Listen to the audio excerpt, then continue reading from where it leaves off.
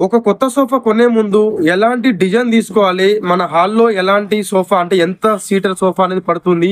Sofa ఇంటికి ఎలా తెచ్చుకోవాలి? ఒకవేళ సోఫా తెచ్చుకున్న తర్వాత పైన ఎలాంటి డిజైన్ సంబంధించిన కవర్స్ అనేది వేసుకోవాలని ఇలా రకరకాలుగా అనేది ఆలోచిస్తుంటారు.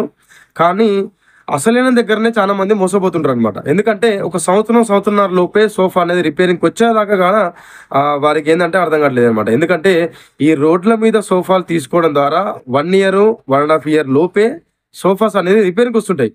ఎలాగైనా మనకు సోఫా తక్కువలో కావాలి.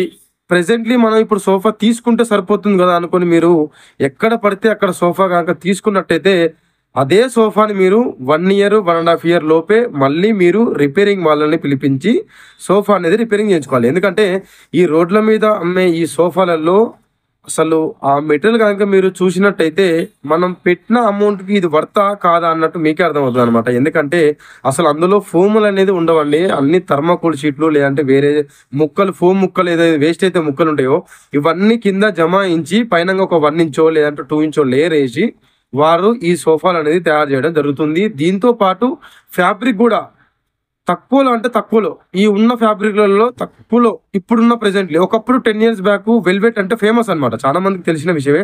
అదే వెల్వెట్ ఇప్పుడు ఏసుకోమంటే ఏసుకుంటారా? ఎవరు ఏసుకోరు. ఎందుకంటే ఇప్పుడు చాలా చీప్ అయిపోయిందనమాట. మార్కెట్‌లో రకరకాల ఫ్యాబ్రిక్స్ అనేది రావడం మీరందరూ చూస్తున్నారు.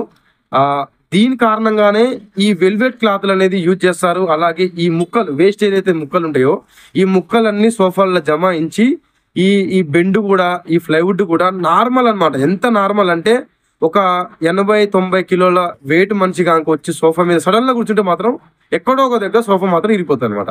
ఇలాంటి సోఫాలు మీరు కొనుక్కొని తక్కువలో వస్తుంది గానీ మీరు కొనుక్కుంటే మాత్రం సంవత్సరం నుంచి సంవత్సరం లోపే మళ్ళీ సోఫా రిపేరింగ్ చేయించుకోవాల్సిన పరిస్థితి అనేది వస్తుంది. సోఫా తీసుకునేటప్పుడు మీరు ఎలా ఆలోచిస్తారో, ఎక్కడ తీసుకుంటే బాగుంటది అనేది గూడా మీరు ఆలోచించుకొని సోఫా తీసుకున్నట్టయితే ఆ సోఫా ఎక్కువ రోజులు మన్నిక ఉంటది. దాని తర్వాత మీరు సోఫా రిపేరింగ్ చేయించుకోనికి గూడా పనిచేస్తది ఆ ఫ్రేమ్ అనేది.